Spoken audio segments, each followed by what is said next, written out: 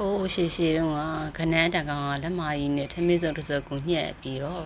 ရက်ကန်နဲ့ကမ်းမမှာသွားနေတယ်အတော်ကြာတော့မြောက်တကောင်နဲ့တွေ့တယ်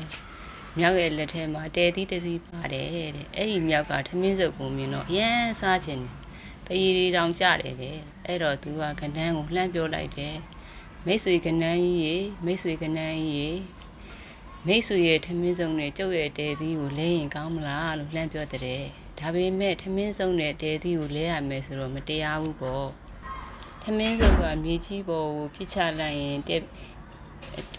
တဲပင်ပေါက်လာကြတာတဲသီးတွေစားတော့တစ်သက်လုံးစားလို့မကုန်ဘူးဒီနှစ်လဲစားရတယ်နောက်နှစ်လဲစားရတယ်ဟိုနှစ်တွေလဲစားရတယ်ဒါကြောင့်ထမင်းစုံနဲ့တဲသီးလဲမလားလို့ကျုပ်ကပြောတာခမည်းသဘောလို့ပလီပလာနဲ့ကြားကောင်းတော့ပြောတာပေါ့ခနန်းကလည်းပြော့လာပြီးတော့ထမင်းစုံနဲ့တဲသီးကိုလဲလိုက်တဲ့မြောက်ကလည်းထမင်းစုပ်ကိုလက်ထက်ရောက်ရင်မှခဏပဲမဆိုင်ပါဇက်ထဲကိုထည့်ပြီးမြူချလိုက်တယ်ခနန်းကတော့တဲစီကိုစားပြီးတော့သူ့ချန်နဲ့ဒေါင်းတောင်မှာအပင်ကိုစိုက်ချလဲနောက်ပြီးတော့ခနန်းဟာနေ့တိုင်းပေါက်နေ့တိုင်းပေါက်ကြီးပေါက်တော်နောက်ပြီးတော့ခနန်းလေးကနေ့တိုင်းပေါက်ပြားကြီးကိုကိုင်းပြီးတဲစီချထားတဲ့နေရာကိုသွားပြီးရေလောင်းနေတဲ့တဲစီ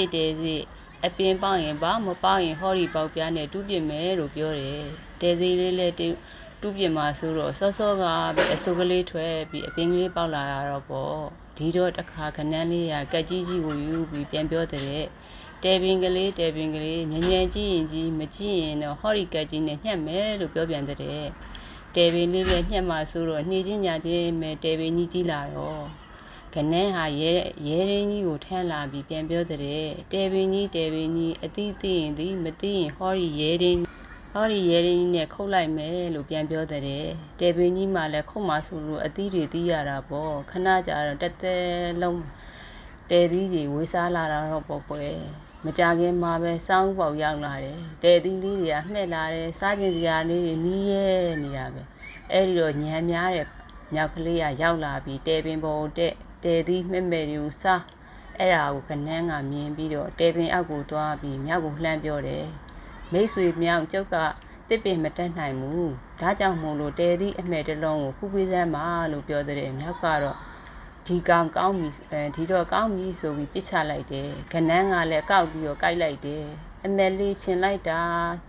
အချိုးလေးတစ်လုံးပေးပါလို့ပြန်ပြောတယ်ဒါပေမဲ့မြောက်ငစင်းလဲအစိမ့်တွေကိုသာတစ်လုံးခူးပြီးခနန်းကိုပြစ်ချတယ်ခနန်းကဒဏ်ရာတွေရပြီးအိမ်ထဲမှာဝင်အိပ်ရတဲ့လက်အိမ်နေရတာပေါ့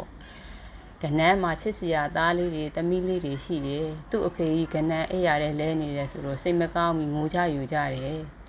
ဒီတော့အိမ်နီးနာချင်းပြားလူကြီးကောင်ကြီးကတနာတာနဲ့ခနန်းလေးတွေနဲ့အတူမြောက်ကြီးကိုလက်စားချေပေးမယ်လို့ပြောတယ်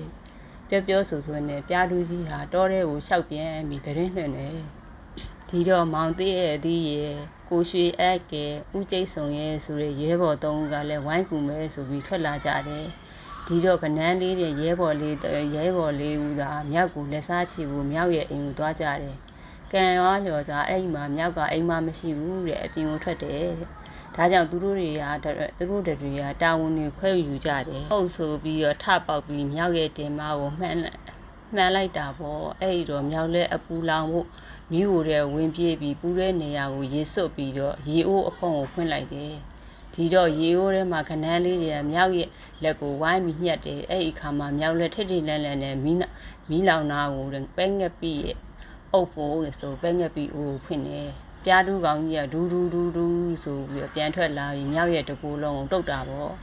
ဒီတော့ဘာလို့မှမသိရဲ့အတွက်မြောက်ငစင်းလဲကအိယာထဲမှာလှဲ့အိတ်လိုက်တယ်အိယာထဲမှာဝင့်နေတဲ့ကိုရွှေရက်ကလည်းဂျကောင်းကိုရပြီဆိုနေမြောက်ကိုဟိုနေရဒီနေရထိုးတာပေါ့အဲ့တဲ့ခါမှာမြောက်ကလည်းအမလေးပြကျုပ်အိမ်ထဲမှာကျုပ်နေစရာမရှိတော့ပါဘူးပြောဆိုနေအိမ်ပေါဝါကိုထွက်တယ်အိမ်ပေါဝါကိုရောက်တော့အမိုးပေါ်မှာထိုင်းနေတဲ့ဦးကျိတ်စုံကြီးကဒုံးဆိုမြောက်ကျောပုံကိုခုန်ချလိုက်တယ်မြောက်ကလည်းကျိတ်ဆုံကြီးပြီနေတော့မြေပြင်ပေါ်ပြားဝတ်တာပေါ့အမလေးပြကဲကြပါအောင်နားလိုက်တာနဲ့အော်ရင်နောက်ဆုံးတော့မြောက်ဟာတောင်းပန်တဲ့ခွင့်လွတ်ပါဗျာနောက်ကိုမကောင်းတာမလုပ်တော့ပါဘူးခွင့်လွတ်ပါလို့တောင်းပန်ပြီးအချင်းချင်းတတိပေးတဲ့ဒီတော့မှခနန်းလေးတွေရဲ့ပြားတူးကောင်ကြီးရဲ့မောင်သိရဲ့ဒီအခွန်ရဲ့ကိုရွှေရဲ့ဦးချိတ်ဆုံကစကားတပြောနေရမောပြီး တောထဲကိုပြန်သွားကြတဲ့